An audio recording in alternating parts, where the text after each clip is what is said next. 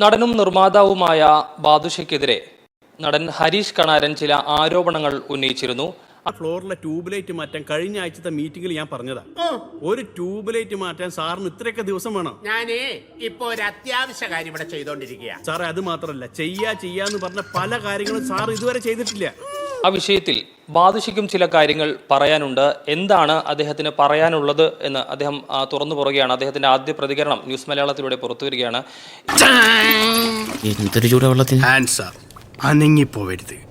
ഈ ഹരീഷ് കണാരൻ ചില ആരോപണങ്ങൾ താങ്കൾക്കെതിരെ ഉന്നയിച്ചിരുന്നു. എന്താണ് അതിന്റെ സത്യാവസ്ഥ? എന്താണ്? എന്നോട് ഞാൻ പറഞ്ഞാലടാ രണ്ടാം കൂടി കയറാന്ന്. ഞാനിതിനൊന്നും പ്രതികരിക്കേണ്ടെന്ന് വിചാരിച്ചിരുന്നതാണ്. പക്ഷെ ഓരോ ദിവസം ചെല്ലുമ്പോഴും എൻ്റെ സോഷ്യൽ മീഡിയ പേജുകളിലേക്ക് ഇതിൻ്റെ പേരിൽ ഇപ്പോഴും തെറിയാൻ. അതിനിപ്പോ ഇതിന്റെ വാപ്പനെ പറഞ്ഞ കാര്യം ഇപ്പൊ എന്താ? രാവിലെ എഴുന്നേൽക്കുമ്പോൾ ഇത് തന്നെ കണ്ടുകൊണ്ടാണ് എഴുന്നേക്കണം. അതുകൊണ്ട് ഇനി ജനങ്ങൾ സത്യം അറിഞ്ഞോട്ടെന്ന് ഞാൻ വെക്കുവാൻ വേണ്ടിയാണ് ഞാൻ ഇന്നത് തുറന്നു പറയാൻ തയ്യാറായത്. പുള്ളി ആദ്യമായിട്ട് ഉന്നയിച്ച ഒരു ആരോപണം എന്ന് പറയുന്നത് പുള്ളിയുടെ തൊഴിൽ ഞാൻ നിഷേധിച്ചു എന്നുള്ളതാണ്. അതായത് 20 ലക്ഷം രൂപ എനിക്ക് കടം തന്നത് തിരിച്ചു ചോദിച്ചതിൻ്റെ പേരിൽ ARM സിനിമയിൽ നിന്ന് വരെ പുള്ളി എന്നെ പുറത്താക്കി എന്നാണ് പുള്ളി ആദ്യം ഉന്നയിച്ച ആരോപണം. അതെന്റെ മനസ്സിൽ എന്താ തോന്നുന്നു തന്നോ ചേട്ടൻ പറയട്ടെ. നമ്മൾ തമ്മിൽ അങ്ങനെ കണക്കും കാര്യങ്ങളും വേണോ?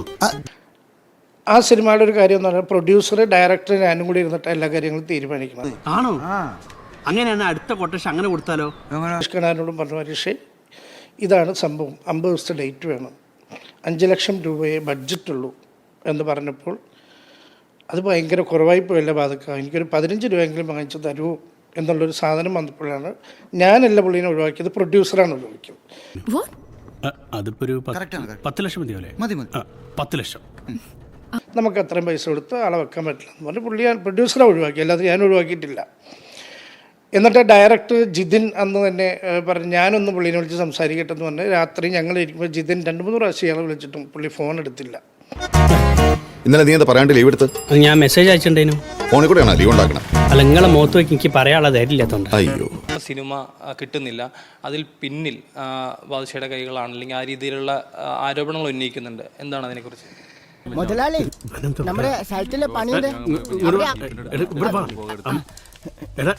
വർക്ക് സൈഡിലെ കാര്യങ്ങളൊക്കെ ഞാൻ ആടെ വന്നിട്ട് പറയാ. നീ എന്താ ഇവിടെ? എനിക്കും ഇപ്പം സിനിമയില്ല. ഞാനൊരു സമയത്ത് ഹരീഷിനേക്കാൾ കൂടുതൽ സിനിമ ഒരേ സമയം 12 സിനിമ വരെയും ചെയ്തുകൊണ്ടിരുന്ന ആളാണ്. ഞാനിപ്പോൾ ഇത് ആരോടാ പറയുന്നേ? അങ്ങനെ ഹരീഷ് ഒരിക്കലും പറയാൻ പാടില്ല. കാര്യം ഞാനിപ്പോൾ ലാസ്റ്റ് ചെയ്തത് ആശകളായിരം എന്ന് പറഞ്ഞ സിനിമയാണ്. ആശകളായിരം ഗോകുലം മൂവീസിൻ്റെ പടമാണ് ഞാനിപ്പോൾ ലാസ്റ്റ് വർക്ക് ചെയ്ത പടം. എങ്ങനെയെങ്കിലും ഞങ്ങൾക്ക് കുറച്ച് ലോണ് ഇവിടുന്ന് ഈ ബാങ്കിന് തരണം. ഈ പടത്തിൽ ഹരീഷ് കണാരൻ ഒരു വേഷം കൊടുക്കണം. എനിക്ക് ഇനി വരേണ്ട കാര്യമൊന്നുമില്ല, ഈ ഇന്റർവ്യൂവിന് വരേണ്ട കാര്യമൊന്നുമില്ല. നമുക്ക് മരമില്ല കുത്തിരുന്നാൽ മതി എന്ന് വാപ്പ എത്ര പ്രാവശ്യം പറഞ്ഞു. വേണ്ടാത്ത ഒരു പണിയായിപ്പോയി. എന്നിട്ട് പറഞ്ഞു വേണ്ട, നമുക്ക് പുതിയ ആരെങ്കിലും പറയാൻ പറ്റും. ഈ സിനിമ ഞാൻ വർക്ക് ചെയ്യണമെങ്കിൽ എനിക്ക് ഒറ്റ ഡിമാൻഡേ ഉള്ളൂ, ഹരീഷ് കണാരൻ ഈ പടത്തിൽ അഭിനയിച്ചിരിക്കണം. അതിൻ്റെ അടിസ്ഥാനത്തിൽ ഹരീഷ് കണാരന് ഞാൻ 15 ദിവസത്തെ ഒരു ക്യാരക്ടർ അതിനകത്ത് വെക്കുകയും 15 ദിവസത്തെ ഡേറ്റ് അദ്ദേഹത്തിന് അയച്ചു കൊടുക്കുകയും ചെയ്തിട്ടുണ്ട്. എനിക്ക് ജ്യൂസ് മതി, നിങ്ങൾ താഴേക്ക് പോയി ഞാൻ അങ്ങോട്ട് വരാം. എനിക്ക് സെറ്റ് ആയിട്ടുണ്ട്. പ്ലീസ് പ്ലീസ് പുറത്തേക്ക് കിട്ടും. ഞാൻ വരണേ. എന്നിട്ട് നമ്മൾ എൻ്റെ കൂടെ വർക്ക് ചെയ്യുന്ന പിള്ളേർ ഓസ്ട്രേലിയയിൽ പുള്ളീനെ വിളിച്ചിട്ട് പറഞ്ഞു ഇങ്ങനെ ഒരു സംഭവം ഉണ്ടല്ലോ, വരാൻ പറ്റുമെന്ന് ചോദിച്ചു. പറഞ്ഞു അതൊന്നും പറ്റില്ല, ഞാൻ വന്നിട്ടൊക്കെ എൻ്റെ സീൻ ഷൂട്ട് ചെയ്താൽ മതി എന്നുള്ള രീതിയാണ് അവരോട് സംസാരിച്ചത്. അങ്ങനെയാണ് എനിക്കൊരു കാര്യം പറയാനുണ്ട്. ചെറുപ്പക്കാരെ പാർട്ടിയിൽ പിടിച്ചു നിർത്തണമെങ്കിൽ ഓരോ പ്രശ്നങ്ങൾ പാർട്ടിയിൽ ചർച്ച ചെയ്യണം. എന്നെപ്പോലെ കല്യാണം കഴിക്കാൻ പെണ്ണും കിട്ടാത്ത ചെറുപ്പക്കാരുടെ നീർന്ന പ്രശ്നങ്ങളിൽ പാർട്ടി ഇടപെടണം. 1 ലക്ഷത്തോളം രൂപ കടം വാങ്ങിയത് തിരികെ നൽകിയില്ല, പലതവണ ആവശ്യപ്പെട്ടിട്ടും അത് തിരികെ നൽകാൻ തയ്യാറായില്ല എന്നുള്ളതാണ് അദ്ദേഹം പറഞ്ഞ മറ്റൊരു പ്രധാനപ്പെട്ട ആരോപണം. എന്താണ് അതേക്കുറിച്ച്? മാസ്റ്റർ, പൈസ എനിക്ക് ബാലൻസ് ഉണ്ട്, പൈസ കേട്ടോ, പൈസ എടുക്ക്. നീ ഇടയ്ക്കിടയ്ക്ക് ഇങ്ങനെ പൈസ വാങ്ങണ്ടല്ലോ. എന്താണ് മുതലാളി, 3 മാസത്തെ പൈസ ആണ് എനിക്ക് ബാലൻസ്, ബാക്കി കേട്ടോ. ഏടാ 3 മാസത്തെ പൈസ ഞാൻ കേരളത്തിലേക്ക് അയച്ചില്ലേ? അവിടെ പൈസ ട്രെയിന് കയറി അവിടെ എത്തണ്ടേ? 20 ലക്ഷം എന്നുള്ളത് പച്ചക്കള്ളമാണ്. അതിപ്പോ ഒരു 10 ലക്ഷം മതി. 10 ലക്ഷം. അയാൾ ഒരു ആരോപണം ഉന്നയിക്കുമ്പോൾ നമുക്ക് ബാങ്ക് സ്റ്റേറ്റ്മെൻ്റ് ഉണ്ട്, അയാൾ അക്കൗണ്ട് വഴി പൈസ എന്നെന്നാണ് പറഞ്ഞേക്കുന്നത്. സ്റ്റേറ്റ്മെൻ്റ് ഒന്നെടുത്ത് നോക്കാം, എത്ര രൂപയൊക്കെ കൊടുത്തിട്ടുണ്ടെന്ന് നോക്കാം.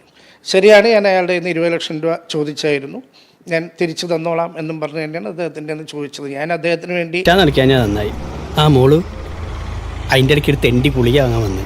ഒരു പ്രാവശ്യം എന്നോട് പൈസ ചോദിച്ചപ്പോൾ ഞാൻ പറഞ്ഞു എൻ്റെ ഇപ്പം നിവൃത്തിയില്ല, ഞാൻ 2 പടം ചെയ്ത് 2 ലോസ് വന്ന് ഞാൻ മൊത്തം പ്രശ്നത്തിൽ നിൽക്കാൻ രക്ഷ, ഇപ്പം എൻ്റെ കയ്യിലില്ല, എന്തെങ്കിലും ആയി കഴിയുമ്പോൾ ഞാൻ തരാം. അപ്പം എന്നോട് പറഞ്ഞു എനിക്ക് പൈസ ഒന്നും നിർബന്ധമില്ല അതൊക്കെ, എനിക്ക് ഏതെങ്കിലും പടത്തിലൊക്കെ വേഷം മേടിച്ചാൽ പുള്ളി എന്നോട് പറഞ്ഞു. അതിൻ്റെ അടിസ്ഥാനത്തിലാണ് ഞാൻ ഈ ആശകളായാലും എനിക്കൊരു സിനിമ കിട്ടിയപ്പോൾ ഞാൻ അയാൾ ഉൾപ്പെടുത്താനേ അതിനകത്ത് നോക്കിയിട്ടുള്ളൂ, മാറ്റിനിർത്താൻ ശ്രമിച്ചിട്ടില്ല. മാറ്റിനിർത്താൻ ഞാൻ ശ്രമിച്ചിട്ടില്ല.